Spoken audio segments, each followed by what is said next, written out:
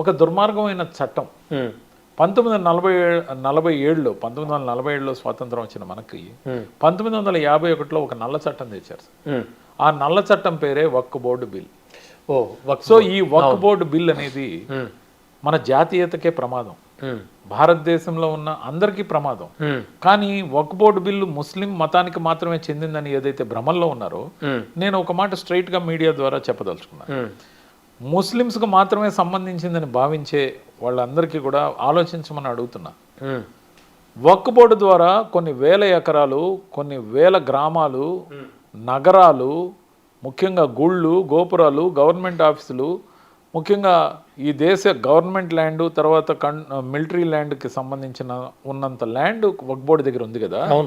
ఏ ఒక్క ముస్లిం, పేద ముస్లింకి ఒక్క గజం స్థలమైనా వక్ఫ్ బోర్డు ఇచ్చిందా?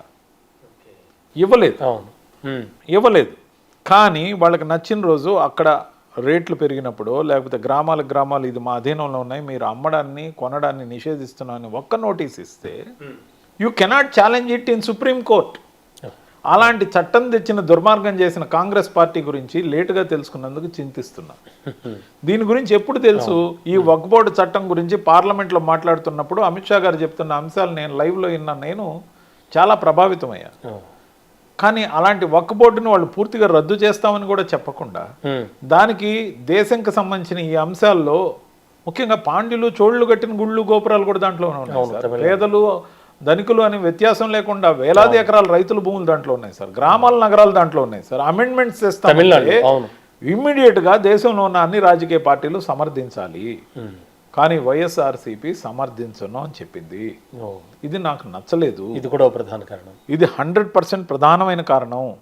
ఈ కారణం విషయంలో నేను ఇంటర్నల్గా పార్టీ పెద్దలతో మాట్లాడడం జరిగింది. మాట్లాడినప్పుడు ఇది మన పార్టీ విధానం, దీన్ని ఎవరూ మార్చలేమన్నారు. కానీ నాకు నచ్చలేదు. ఇది దేశానికి సంబంధించిన విషయం అని చెప్పా. దేశానికి సంబంధించిన విషయం అని చెప్పినప్పటికీ ముస్లిం మైనారిటీల ఓట్ బ్యాంక్గా భావిస్తే తప్పని కూడా చెప్పా. అంతేకాదు కంపారిజన్ కూడా ఒక విషయం చెప్పా.